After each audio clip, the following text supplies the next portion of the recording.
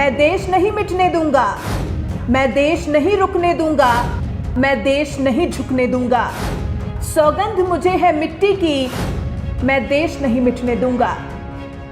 ये कविता प्रधानमंत्री नरेंद्र मोदी की है, जो उन्होंने जोश से लबरेज होकर चुरू की धरती से सुनाई थी और देश दुनिया को बताया था कि उन्हें अपनी धरती माँ, अपनी मिट्टी से कितना प्यार है।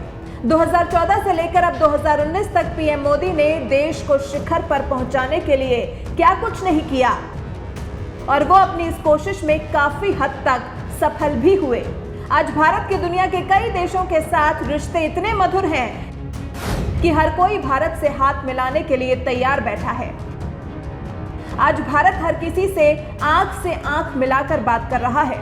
अमेरिका के साथ द्विपक्षीय संबंधों में मजबूती आई है। अन्य देशों के साथ भारत के संबंध इससे पहले कभी इतने अच्छे नहीं रहे जितने अभी हैं।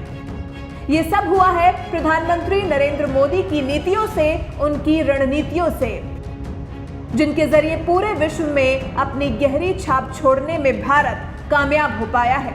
और अब क्योंकि 2019 का लोकसभा चुनाव करीब है, तो कभी अपनी रैलियों के जरिए, कभी सोशल मीडिया के जरिए, कभी अपने अभियानों के जरिए कांग्रेस को हमेशा निशाने पर रखने वाले पीएम मोदी ने कांग्रेस के खिलाफ एक ब्लॉग लिखा है और इमरजेंसी के वक्त से आज तक कांग्रेस ने जो जो किया उस सब की पोल खोलकर रख दी है। पीएम ने 2014 के लोकसभा चुनाव के परिणाम पर कुछ पंक्तियां लिखी। वो 2014 की गर्मियों के दिन थे जब देशवासियों ने निर्णायक रूप से मत देकर अपना फैसला सुनाया। परिवार तंत्र को नहीं, लोकतंत्र को चुना। विनाश को नहीं, विकास को चुना। शिथिलता को नहीं, सुरक्षा को चुना। अवरोध को नहीं, अवसर को प्राथमिकता दी। वोट बैंक की राजनीति के ऊपर विकास की राजनीति को रखा। 2014 के परिणामों को ऐतिहासिक बताते हुए पीएम ने लिखा कि इतिहास में पहली बार किसी गैर वंशवादी पार्टी को बहुमत मिला था। कांग्रेस को वंशवादी बताते हुए पीएम ने लिखा कि हावी हुई वंशवादी राजनीति ने देश की संस्थाओं को कमजोर किया और जब कोई सरकार फैमिली फर्स्ट की बजाय इंडिया फर्स्ट की भावना के साथ चलती है तो ये उसके काम में भी दिखाई देता है। मोदी ने सरकार की नीतियों और कामकाज को भारत को दुनिया की शीर्ष अर्थव्यवस्थाओं में शामिल करने का पूरा श्रेय दिया। कांग्रेस पर हमला बोलने के अलावा पीएम मोदी ने इन 5 सालों में किए गए अपने कार्यों का भी ब्लॉग के जरिए बखान किया। स्वच्छता का दायरा 38% से बढ़कर 98% हुआ। हर गरीब का बैंक में खाता है, जरूरतमंदों को बिना बैंक गारंटी लोन मिला है। बेघरों को घर मिले, गरीबों को मुफ्त चिकित्सा। युवाओं को बेहतर शिक्षा और रोजगार के बेहतर विकल्प मिले। सरकार के लिए देश की संस्थाएं सर्वोपरि हैं। संसद की कार्रवाई को लेकर भी पीएम मोदी ने मोदी सरकार को कांग्रेस सरकार से बेहतर बताया। 16वीं लोकसभा की कुल प्रोडक्टिविटी 85% रही, 15वीं लोकसभा से काफी ज्यादा। 2014 से 2019 के बीच राज्यसभा की प्रोडक्टिविटी 68% रही। अंतरिम बजट सत्र में लोकसभा की प्रोडक्टिविटी 89% रही, राज्यसभा की 8% देखी गई। सदन में हंगामा करने वालों और कार्यवाही नहीं चलने देने वालों पर भी पीएम ने अपने ही अंदाज में तंज कसा। प्रेस और अभिव्यक्ति की आजादी को लेकर भी पीएम ने कांग्रेस को निशाने पर लेते हुए जोरदार तंज कस दिया। स्वतंत्र और निर्भीक पत्रकारिता के साथ सहज नहीं रही वंशवादी वाली पार्टियां। कांग्रेस का पहला संवैधानिक संशोधन फ्री स्पीच पर रोक थी। फ्री प्रेस को वंशवादियों ने अश्लील और असभ्य की पहचान दी। अपमानजनक पोस्ट करने पर जेल में डालने का कानून लाए वंशवादी। अभिव्यक्ति की आजादी को रोकने के प्रयास पर भी कांग्रेस के लिए नहीं बदलेगी धारणा। संविधान और न्यायालय की भी प्रधानमंत्री नरेंद्र मोदी ने अपने ब्लॉग में बात की। इमरजेंसी के वक्त का प्रधानमंत्री का भाषण सुने, एक वंश की रक्षा की कोशिश हुई। आपातकाल ने देश को जेल की कोठरी में बदला। 42वें संविधान संशोधन के जरिए अदालतों पर अंकुश लगाया गया। कांग्रेस ने अनुच्छेद 356 का करीब 100 बार इस्तेमाल किया। अदालतों की अवमानना करने में कांग्रेस को महारत हासिल। इंदिरा गांधी चाहती थी कि अदालतें संविधान की जगह एक परिवार के प्रति वफादार रहें। कांग्रेस ने भारत के सीजेआई की नियुक्तियों में कई सम्मानित जजों की अनदेखी की। कांग्रेस का काम करने का तरीका पहले नकारो, फिर अपमानित करो और फिर धमकाओ। सरकारी संस्थाओं के प्रति कांग्रेस का रवैया कैसा रहा है, इस पर भी पीएम ने अपने ब्लॉग में बहुत कुछ लिखा है। राजीव गांधी ने योजना आयोग को बंच ऑफ जोकर्स बताया था।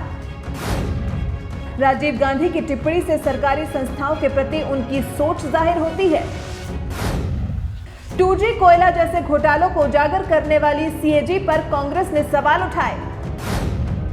आईबी और रॉ जैसे संस्थानों के बीच तनाव पैदा किया। सशस्त्र बलों को लेकर कांग्रेस के रवैये पर भी पीएम मोदी ने लिखा।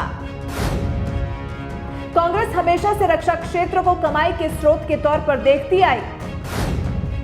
आजादी के बाद से ही कांग्रेस की हर सरकार में रक्षा घोटाले होते रहे। रक्षा क्षेत्र में कांग्रेस के घोटाले जीप से शुरू होकर हेलीकॉप्टर तक पहुंच गए। सेना प्रमुख को गुंडा कहने वाले का पार्टी में कांग्रेस ने कद बढ़ा दिया। आतंकियों पर कार्रवाई करने वाली सेना के राजनीतिक नेतृत्व पर खून की दलाली का आरोप लगता है।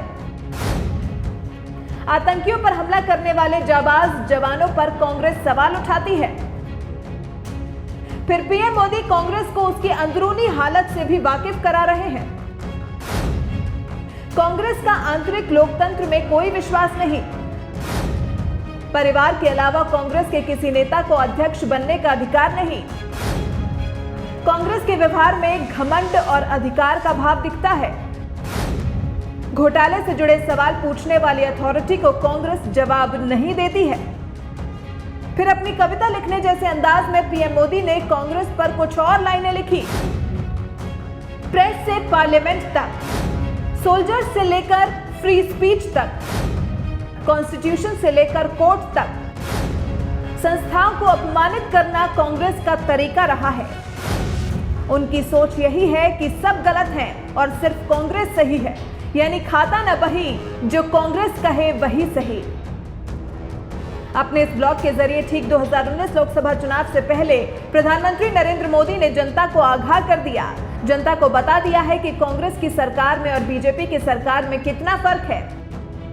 उनके 5 साल के कार्यकाल में क्या कुछ हुआ, जबकि कांग्रेस के 1975 से लेकर 2014 तक के कार्यकाल में क्या कुछ नहीं हुआ। पीएम मोदी ने देश की जनता से आग्रह किया है, वोट देने जाने से पहले अतीत को जरूर याद करें। देश को दांव पर लगा चुकी कांग्रेस फिर ऐसा ही करेगी। जनता को सचेत करते हुए पीएम ने लिखा, याद रखिए, अगर हम अपनी स्वतंत्रता बचाए रखना चाहते हैं तो हमें हर पल सतर्क रहना चाहिए। आइए हम सजग सतर्क बने। हमारे संविधान निर्माताओं ने जो संवैधानिक संस्थाएं हमें सौंपी हैं, उन्हें और मजबूत बनाने का प्रयत्न करें। पीएम का यह ब्लॉग नहीं बल्कि एक ब्यौरा है, एक तुलनात्मक रिपोर्ट है कांग्रेस और उनकी सरकार के कार्यकाल की, जिसके बाद अब जनता को ही फैसला लेना है कि आखिर में वो किसके साथ है। उस पार्टी के साथ जिसने देश को लूटने का काम किया, या उस पार्टी के साथ जिसने दुनिया में भारत की छवि को ही बदल कर रख दिया। हालांकि कांग्रेस महासचिव प्रियंका गांधी के गले से यह ब्लॉग उतरा नहीं और उन्होंने कोशिश की कि वो पीएम के इस ब्लॉग का जवाब दे पाएं, लेकिन अफसोस वो ऐसा कर नहीं पाई और जवाब में वो हमें जितना प्रताड़ित करेंगे हम उतनी जोर से लड़ेंगे। उनके खिलाफ बोलने वाले लोग उनसे डरते हैं, लेकिन हम नहीं डरते। जो लोग सत्ता में होते हैं उन्हें लगता है कि वो लोगों को डरा लेंगे, लेकिन हम डरने वाले नहीं हैं। इतना भर ही कहकर संतोष करना पड़ा।